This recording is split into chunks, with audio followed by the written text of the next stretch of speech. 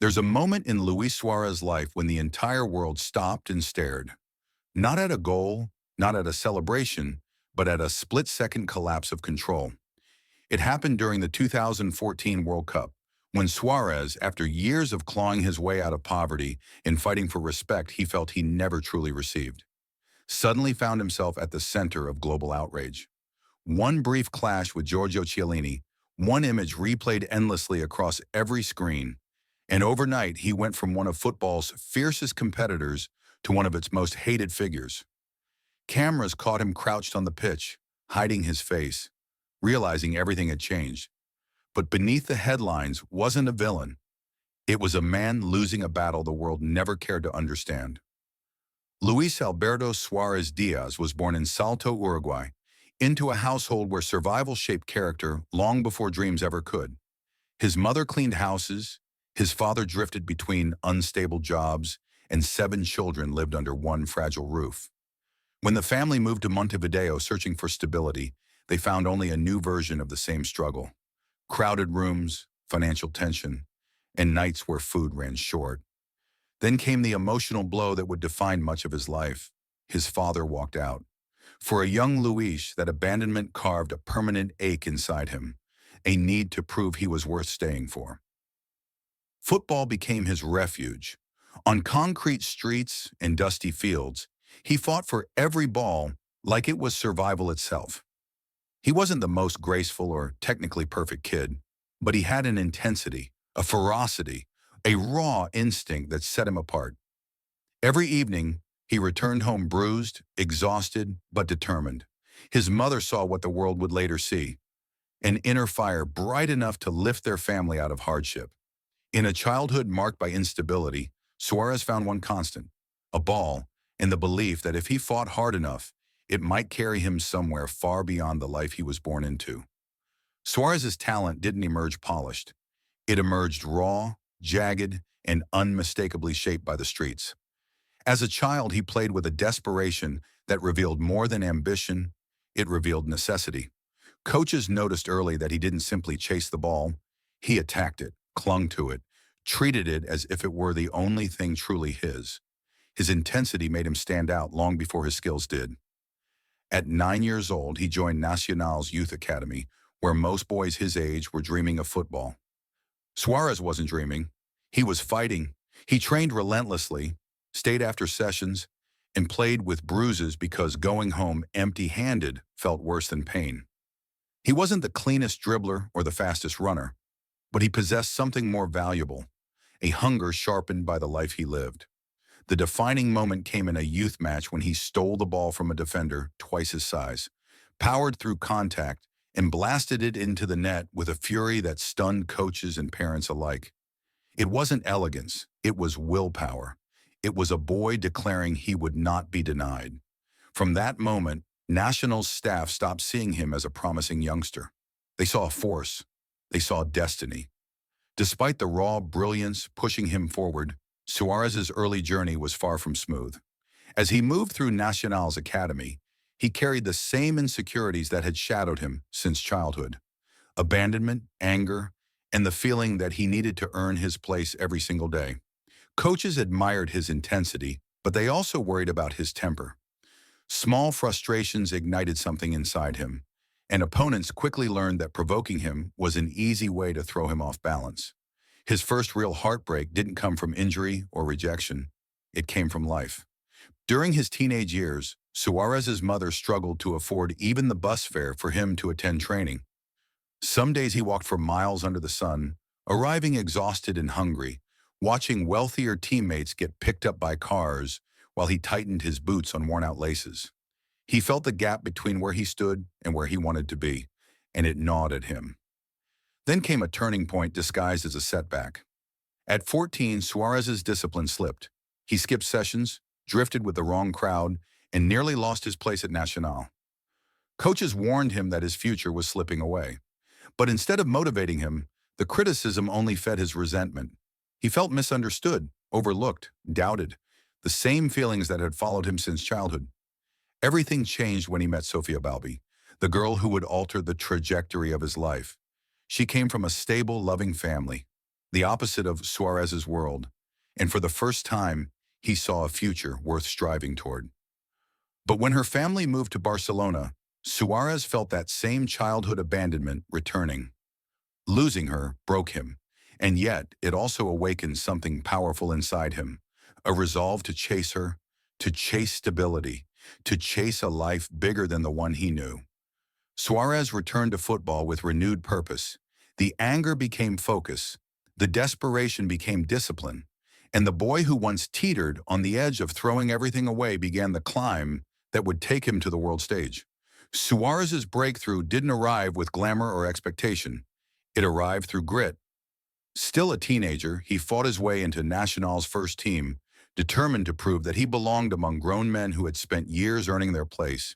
In training, he pressed harder than anyone, sprinted longer, battled with a fierceness coaches couldn't ignore.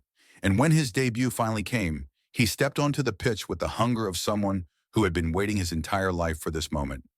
At first he struggled. His touch was inconsistent, his temper flared too easily, and defenders bullied him. But instead of breaking, Suarez adapted. He sharpened his instincts, learned to use his body, refined his finishing, and embraced a mentality that defined the rest of his career. If he couldn't out-talent you, he would outfight you. Then came the game that changed everything. Late in his first season, Suarez scored a goal that rippled across Uruguay.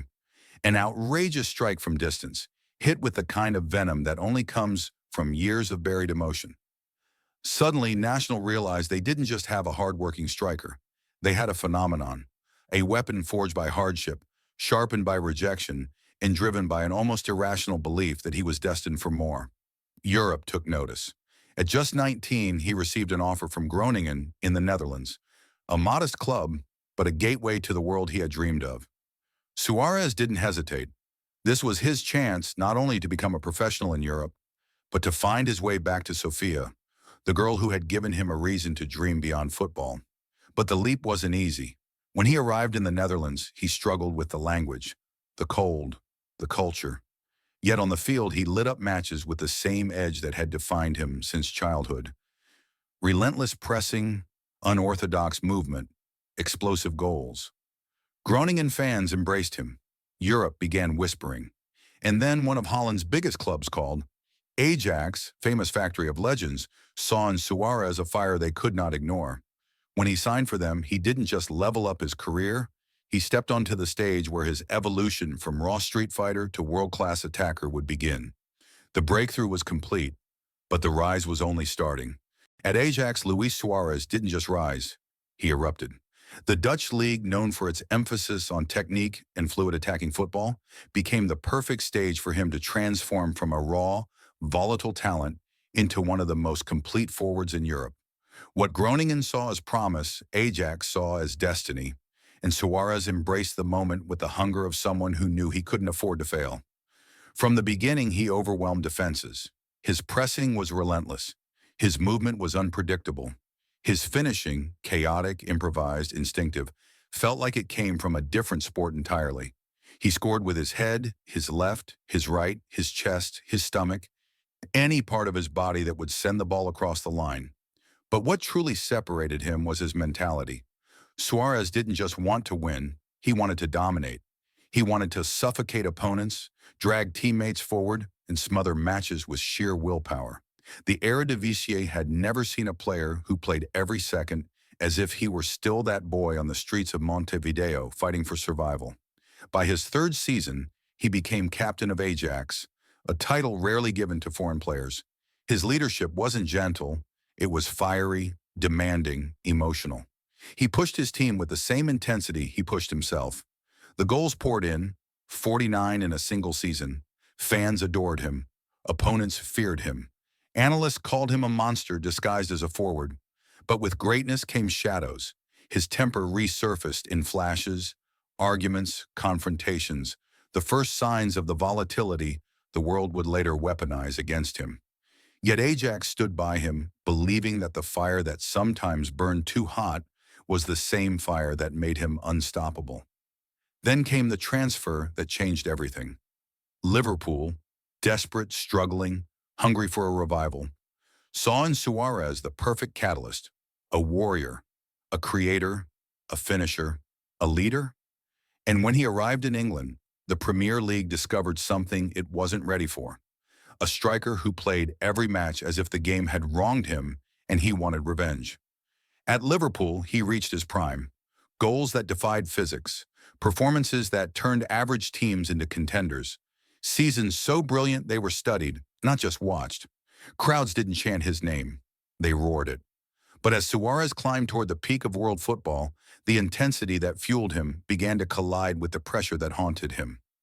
His brilliance and his volatility were now intertwined, pulling him toward the brightest spotlight of his career and the darkest moments that would follow. The higher Luis Suarez climbed, the thinner the line became between brilliance and implosion. At Liverpool, he delivered some of the greatest performances the Premier League had ever seen. Yet it was also the place where his inner storms erupted in ways that would define his global reputation. The intensity that made him unstoppable on the pitch often spilled into moments he couldn't control, and the world, watching closely, was ready to judge every misstep. His first major controversy came in 2011, when he was accused of racially abusing Patrice Evra. The fallout was immediate and explosive. Suarez denied any hateful intent, insisting it was a cultural misunderstanding, but the league suspended him and the media vilified him. Overnight, he became the face of a scandal he never emotionally recovered from. The pressure tightened, the criticism intensified, and the anger he had spent his life channeling into football now began to turn inward. Then came the infamous incident with Branislav Ivanovic in 2013.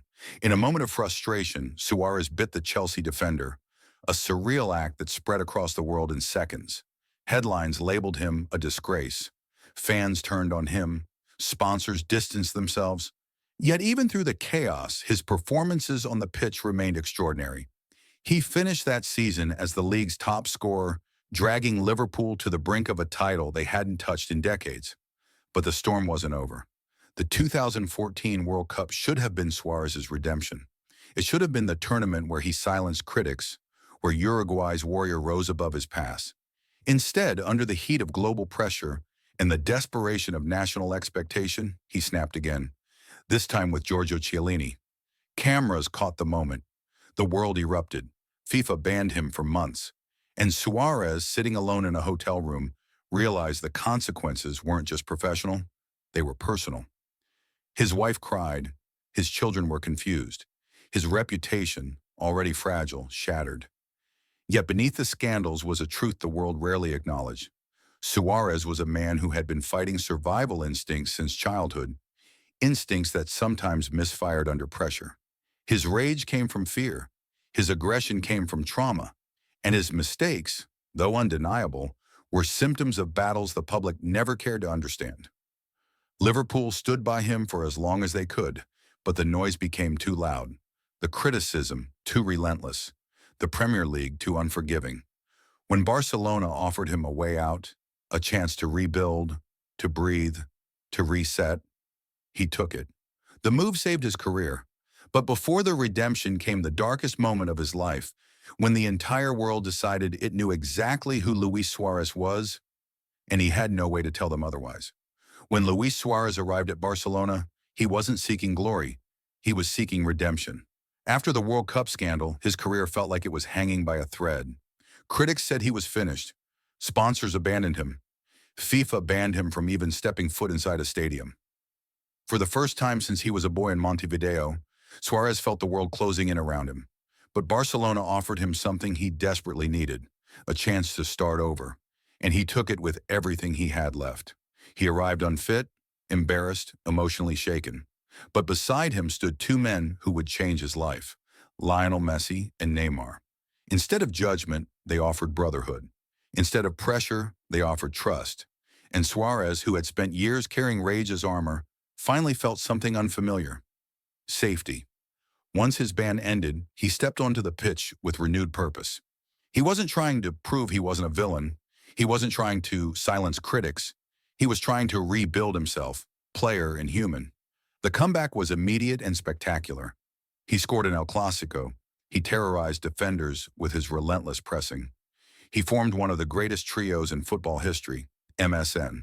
And in the 2015 Champions League final, he delivered the goal that sealed Barcelona's treble. The man the world had condemned became a champion of Europe. But redemption wasn't just trophies. It was transformation. At Barcelona, Suarez learned control. He learned discipline. He learned to channel his fire instead of letting it consume him. The biting incidents disappeared. The rage softened. The mistakes faded. What remained was one of the most complete strikers the modern game had ever seen. Even when Barcelona pushed him out in 2020, coldly, suddenly, without ceremony, Suarez didn't collapse. He joined Atletico Madrid with the determination of a man tired of being underestimated. And in one of football's greatest plot twists, he led them to a La Liga title, crying into the phone with his family after the final whistle. The world mocked him. He answered with a trophy. His later years became a different kind of comeback. A father prioritizing family, a veteran mentoring younger players, a fighter choosing peace instead of chaos. He no longer played with the desperation of a boy trying to escape poverty. He played with the clarity of a man who had survived the world's judgments and found his own sense of worth. Suarez didn't just revive his career, he redeemed his story. Today, Luis Suarez stands as one of the most polarizing yet undeniable figures of modern football. A man whose legacy is carved from brilliance, controversy, survival, and reinvention. He no longer chases the spotlight. He no longer plays with the desperation of someone fighting to escape his past. Instead, he plays with gratitude, maturity, and the quiet confidence of a man who knows exactly what he has overcome. In Uruguay, he is beloved not for perfection, but for authenticity. The boy who once cleaned streets now stands as the nation's all-time top scorer. The man who was once mocked worldwide now returns home as a symbol of resilience. His partnership with Messi continues into the twilight of their careers, a testament to brotherhood forged through trust, suffering, and shared glory. Around the world, young strikers study his movement, his relentlessness, his instinct. Analysts call him one of the greatest number nines of his generation. Fans remember the goals, the comebacks, the impossible moments he created out of sheer will. And yes, they remember the scandals too, but his story refuses to be reduced to those chapters. Because Luis Suarez is not defined by the mistakes he made, he is defined by the wars he fought to rise above them. His legacy is a reminder that greatness is rarely clean, rarely perfect, rarely simple. Sometimes it is raw. Sometimes it is turbulent. Sometimes it is born in the darkest corners of a person's life. But when it shines with a depth only suffering can create. In the end, Suarez's story isn't about the bite, the rage, or the headlines. It's about a survivor who turned every scar into fuel, who refused to break, and who left a mark on football that will echo for generations. Greatness isn't always pretty, but sometimes it's unforgettable.